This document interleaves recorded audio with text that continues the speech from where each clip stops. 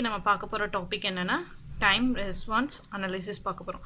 So time response analysis அப்படின்னா என்ன அர்த்தம் அப்படின்னு பார்த்தீங்கன்னா, இப்போ வந்துட்டு ஒரு கண்ட்ரோல் சிஸ்டம் இருக்குது. அந்த கண்ட்ரோல் சிஸ்டமுக்கு நமக்கு இன்புட் நம்ம வந்து கொடுக்குறோம்.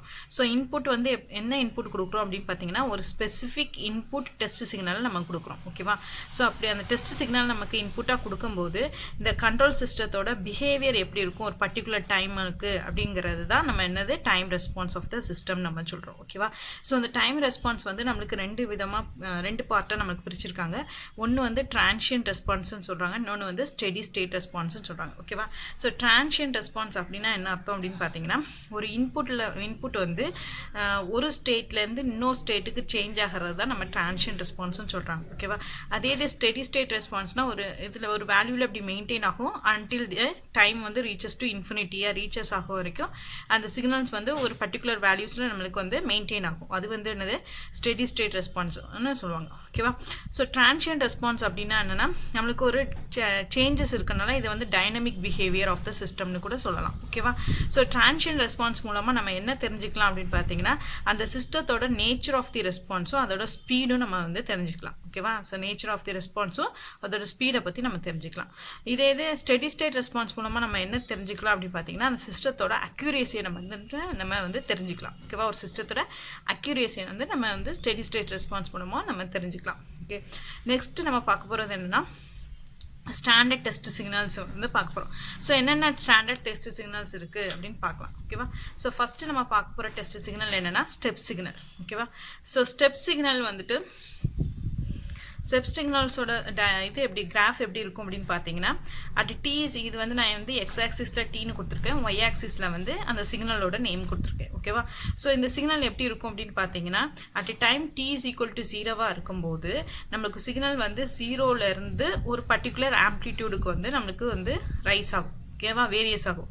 அதை வந்து 0 டு ஒரு பர்டிகுலர் ஆம்ப்ளிடியூட், அந்த ஆம்ப்ளிடியூடை தான் நம்ம ஏன்னு மென்ஷன் பண்ணியிருக்கோம். ஓகேவா? ஸோ அதுக்கப்புறம் டி வந்து கிரேட்டர் தேன் டீவாக இருக்கும்போது அப் டு இன்ஃபினிட்டி வரைக்கும் அந்த பர்டிகுலர் ஆம்ப்ளிடியூடிலே தான் அப்படி கான்ஸ்டண்ட்டாக அந்த சிக்னல் மெயின்டைன் ஆகும். ஸோ இதுதான் என்னது ஸ்டெப் சிக்னல். ஓகேவா? இப்போ டி வந்து கிரேட்டர் தேன் 0வாக இருக்கும்போது இந்த மாதிரி இருக்குது. டி வந்து லெஸ் தேன் 0வாக இருக்கும்போது அந்த சிக்னல் எப்படி இருக்குன்னு பார்த்தீங்கன்னா 0வாக தான் இருக்கும். இப்போ டி லெஸ் தென் 0வாக இருக்கும்போது அந்த சிக்னல் எப்படி இருக்கும்? 0வாக தான் இருக்கும். ஓகேவா? ஸோ இதுதான் நமக்கு ஸ்டெப் சிக்னல்னு சொல்லுவாங்க. ஓகேவா? ஸோ இதை மேத்தமெட்டிக்கலாக நம்ம ரெப்ரசன்ட் பண்ணும்போது எப்படி மென்ஷன் பண்ணலாம்? R of D is equal to ஏக்கு நமக்கு a at D is equal to 0 and greater than 0. T வந்து 0வாக இருக்கும்போதும் சரி, அது கிரேட்டர் தென் 0வாக இருக்கும்போதும் சரி, அது என்னவா இருக்குது? ஏவாக இருக்கும். ஸோ அதான் இங்கே இருக்கேன். R of D is equal to A at T வந்து greater than R equal to 0 R அதே மாதிரி 0வாக இருக்குது எப்போனா லெஸ் தென் 0வாக இருக்கும்போது, அதான் 0 டி வந்து லெஸ் தென் 0. ஓகேவா? ஸோ இதே ஈக்குவேஷன் அப்படி எழுதலாம் அப்படின்னு பார்த்தீங்கன்னா, இங்கே வந்துட்டு இந்த இதில் இன்ட்டு 1 இருக்க மாதிரி நம்ம எழுதிக்கோங்க. ஸோ 1 இருக்க மாதிரி எழுதிட்டோன்னா அதே சிக்னல் தான். ஸோ 1 இருக்க மாதிரி எழுதிட்டோன்னா அது வந்து 1 வந்து டி வந்து கிரேட்டர் தான் ஈக்குவல் டு 0, டி வந்து less than R equal to 0. இந்த சிக்னல் பேர் என்னென்னா யூனிட் சிக்னல்னு சொல்லுவாங்க. சரியா? ஸோ அதனால நான் எப்படி ரீப்ளேஸ் பண்ணியிருக்கேன், அதை வந்து மேத்தமெட்டிக்கலாக ரெப்ரசன்ட் பண்ணும்போது யூ ஆஃப் டி அப்படின்னு மென்ஷன் பண்ணிட்டேன். ஓகேவா? ஸோ அப்போ u of D is equal to 1 when t is greater than equal to 0 and 0 when t is equal to less than 0. ஓகேவா? ஸோ அதனால இந்த ஈக்குவேஷனில் வந்து இந்த பார்ட்டுக்கு வந்து இந்த டி பார்ட்டுக்கு வந்து நான் என்னென்னு சப்ஸ்டியூட் பண்ணிட்டேன்? யூ ஆஃப் டின்னு சப்ஸ்டியூட் பண்ணிட்டேன். ஸோ அப்போ சிக்னல் எப்படி ஆயிரும்? R of D is equal to A into U of டின்னு ஆயிரும். ஓகேவா? ஸோ இதை வந்து mathematical representation of step signal. Okay, இப்போ வந்து யூனிட் ஸ்டெப் சிக்னல் அப்படிங்கிறத எப்படி ஃபைண்ட் அவுட் பண்ணலாம் அப்படின்னு பார்த்தீங்கன்னா, இந்த ஏக்கு பதில் நம்ம 1 சப்ஸ்டியூட் பண்ணோம்னா அதுதான் யூனிட் ஸ்டெப் சிக்னல். அப்போ r of D is equal to என்ன வந்துடும்? யூ ஆஃப் டின்னு வந்துடும். அதை தான் இங்கே எழுதியிருக்கேன். R of D is equal to u of t. அடுத்த நம்ம பார்க்க போகிற சிக்னல் என்னென்னு பார்த்தீங்கன்னா ரேம் சிக்னல். ஓகேவா? ஸோ இந்த சிக்னல் எப்படி இருக்கும் அப்படின்னு பார்த்தீங்கன்னா, இப்போ வந்து இதான் அந்த ரேம் சிக்னலோட டயக்ராமு. இதில் வந்து நான் வந்து எக்ஸ் ஆக்சிஸில் டீன்னு எழுதியிருக்கேன், ஒய் ஆக்சிஸில் வந்துட்டு அதோட அந்த சிக்னலோட நேம் எழுதியிருக்கேன் ஆர் ஆஃப் டிங்கிறதுக்கு. ஓகேவா? ஸோ இப்போ வந்துட்டு என்னென்னா, at D is equal to 0வாக இருக்கும்போது அந்த சிக்னலோட வேல்யூ எப்படி இருக்கும்? 0வாக இருக்கும். ஓகேவா? அதுக்கப்புறம் லீனியராக அப்படி வேரி ஆகிட்டே இருக்கும். எதை பொறுத்து அப்படின்னு பார்த்தீங்கன்னா, அந்த டைமை பொறுத்து அது லீனியராக வெரி ஆகிட்டே இருக்கும். சரியா? டைமோட வேல்யூவை பொறுத்து அது லீனியராக நம்மளுக்கு வெரி ஆகிட்டே இருக்கும். ஸோ அதனால் இந்த சிக்னலை எப்படி எழுதலாம் அப்படின்னு பார்த்தீங்கன்னா, r of t into a into டீன்னு எழுதலாம். a into t when t is greater than or equal to 0 இருக்கும்போது லீனியரா இருக்கு. அதே இது less than t வந்து less than 0 இருக்கும்போது அந்த சிக்னல் எப்படி இருக்கும் 0 இருக்கும். அதனால நம்ம எப்படி மென்ஷன் பண்ணிருக்கோம் அதுக்கு u of t நம்ம மென்ஷன் பண்ணிடலாம். ஓகே போன சிக்னல்ல நம்ம சொன்னோம் அதே மாதிரி u of t நம்ம மென்ஷன் பண்ணிடலாம். ஸோ அந்த சிக்னலுக்கு அப்போ மேத்தமெட்டிக்கல் ரெப்ரசன்டேஷன் எப்படி எழுதலாம் r of t is equal to a into t u of t அப்படிங்கிற எழுதலாம். சரியா? ஸோ இப்போ வந்து இதில் வந்து யூனிட் ரேம்ப் சிக்னல் அப்படின்னா என்னென்னா இந்த a வந்து யூனிட்டியாக இருந்துச்சுன்னா யூனிட்டி மீன்ஸ் ஒன்னாக இருந்துச்சுன்னா இந்த ஏக்கு பதில் நம்ம 1 போட்டோம்னா அந்த ஈக்குவேஷன் பேர் தான் என்னென்னு பார்த்தீங்கன்னா ramp signal unit ramp signal அர்த்தம். ஸோ அதை வந்து r of t is equal to t into u of t வந்துடும். ஓகேவா? ஸோ ஸோ நம்ம நெக்ஸ்ட் பார்க்க போகிற சிக்னல் என்ன பேராபோலிக் சிக்னல். இந்த சிக்னலோட வேல்யூ எப்படி இருக்குன்னா t is equal to 0 இருக்கும்போது அந்த வேல்யூ வந்து 0 இருக்கும். அதுக்கப்புறம் எப்படி ஆகும்னா இந்த t ஸ்கொயர் ஆஃப் டீல அது வந்து வேரியஸ் ஆகும். ஓகேவா? ஸ்கொயர் ஆஃப் டீல வந்து வேரியஸ் ஆகும். அதான் இங்கே எழுதியிருக்கேன். ஸ்கொயர் ஆஃப் டீல வந்து அது என்ன ஆகும் வேரி ஆகும். அப்போ அந்த ஈக்குவேஷன் எப்படி எழுதலாம் r of t is equal to a into t square divided by 2 t வந்து u of t ன்னு எழுதலாம். ஓகேவா? ஸோ வந்துட்டு இங்கே u of t is equal to நமக்கு தெரியும் is 1 when t வந்து greater than or equal to 0 and 0 when t வந்து less than 0. ஓகேவா? ஸோ இது வந்து யூனிட் பேராபோலிக் சிக்னலாக இருந்துச்சுன்னா இந்த ஏக்கு பதில் நம்ம 1 சப்ஸ்டியூட் பண்ணோமா அதுதான் யூனிட் பேராபோலிக் சிக்னல். ஸோ அந்த சிக்னல் எப்படி எழுதலாம் r of t is equal to t square divided by 2 into u of t. இந்த வேல்யூக்கு இந்த இதில் வந்து ஏக்கு பதில் நம்ம 1 சப்ஸ்டியூட் பண்ணி. ஸோ நெக்ஸ்ட்டு நம்ம பார்க்க போகிற சிக்னல் என்னென்னா இம்பல்ஸ் சிக்னல். இம்பல்ஸ் சிக்னல் அப்படின்னா என்னென்னா அதோட வேல்யூ எப்படி இருக்கும் அப்படின்னு பார்த்தீங்கன்னா t வந்து 0 இருக்கும்போது மட்டும் அந்த சிக்னலோட வேல்யூ வந்து இன்ஃபினிட்டியாக இருக்கும். மற்றபடி t வந்துட்டு என்ன வேல்யூ கொடுத்தாலும் சரி அந்த சிக்னல் வந்து எப்படி தான் இருக்கும்னு பார்த்தீங்கன்னா 0 தான் இருக்கும். ஓகேவா? ஸோ அதனால இந்த சிக்னலை நம்ம என்ன சொல்லலாம்னா ஒரு ஷார்ட் டியூரேஷனில் மட்டும் தான் அந்த சிக்னல் வந்து அக்கர் ஆகும் அப்படின்னு சொல்லலாம். ஓகேவா? ஸோ இதை மேத்தமெட்டிக்கலாக எப்படி ரெப்ரசன்ட் பண்ணியிருக்கேன்னு பாருங்கள். r of t is equal to infinity at t is equal to 0 and 0 when t not equal to 0 mention பண்ணியிருக்கோம். ஸோ நெக்ஸ்ட்டு நம்ம இந்த ஸ்டாண்டர்ட் சிக்னலுக்கு தேவைப்படுற லேப்லாஸ் ட்ரான்ஸ்ஃபார்ம் மட்டும் பார்க்க போகிறோம் இப்போ. ஸோ லேப்லாஸ் ட்ரான்ஸ்ஃபார்ம் வந்து நம்மளுக்கு டைம் டொமைன்லேருந்து எஸ் டொமைனுக்கு கன்வெர்ட் பண்ணுறது தான் என்னது லேப்லாஸ் ட்ரான்ஸ்ஃபார்ம். ஓகேவா?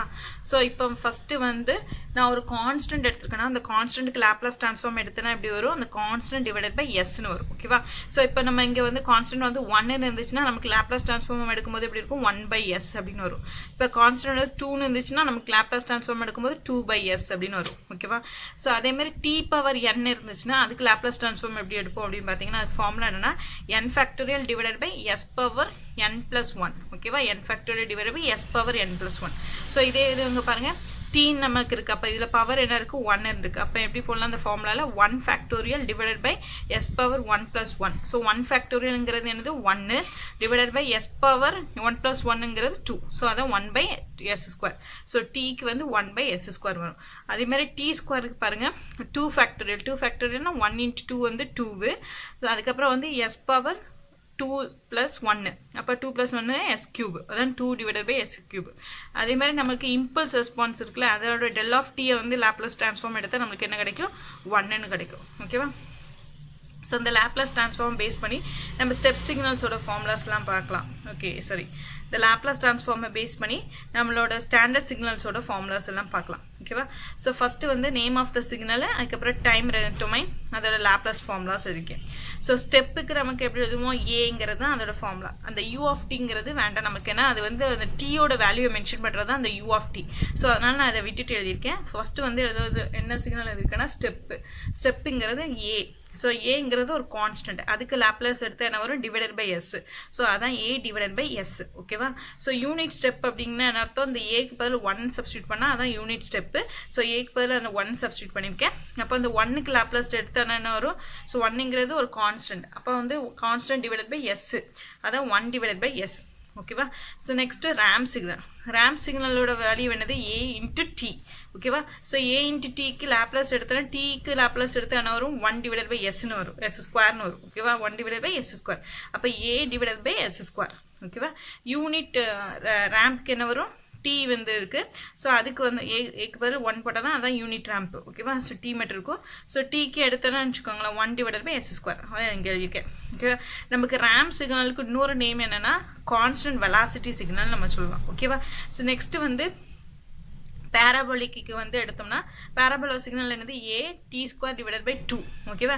So A T square divided by 2க்கு என்ன ஃபார்முலா, இந்த டி ஸ்கொயருக்கு வந்து என்ன ஃபார்முலான்னு பார்த்தீங்கன்னா ஏ பை 2ன்னு இருக்கும். இந்த டி ஸ்கொயருக்கு என்ன ஃபார்முலானா 2 டிவைடட் பை எஸ் கியூபு ஓகேவா. இந்த 2 கேன்சல் ஆயிரும், அதனால ஏ டிவைடட் பை எஸ்எஸ் கியூப்னு வந்திருக்கு ஓகேவா. நெக்ஸ்ட் யூனிட் பேராபோலா சிக்னல்ஸோட வேல்யூ என்னது T square divided by 2, so 1 divided by S cube ஓகேவா. ஸோ சிம்பிளாக ஞாபகம் வச்சுக்கணும், இங்கே டீன்னு இருந்துச்சுன்னா இங்கே எஸ் ஸ்கொயர்னு வரும், இங்கே டி ஸ்கொயர் இருந்துச்சுன்னா இங்கே எக்ஸ் கியூப்னு வரும் ஓகேவா. நெக்ஸ்ட் வந்து இம்பல்ஸுக்கு வந்து டெல் ஆஃப் டீக்கு வந்து நம்ம வந்து லேப்லஸ் எடுத்தோம்னா நமக்கு என்ன கிடைக்கும் 1 கிடைக்கும் ஓகேவா. ஸோ நம்ம பேராபோலா சிக்னலுக்கு இன்னொரு பேர் என்னன்னா கான்ஸ்டன்ட் ஆக்சலரேஷன் சிக்னல்னு சொல்லலாம் ஓகேவா. இது வந்து கான்ஸ்டன்ட் வெலாசிட்டி, இது கான்ஸ்டன்ட் ஆக்சலரேஷன் சொல்லுவோம் ஓகேவா. நம்ம 4 ஸ்டாண்டர்ட் டெஸ்ட் சிக்னல்ஸ் பார்த்தோம். அந்த 4 ஸ்டாண்டர்ட் டெஸ்ட் சிக்னல்ஸுக்கும் ஒன்றுக்கு ஒன்று என்ன ரிலேஷன்ஷிப்னு பார்க்கலாம் ஓகேவா.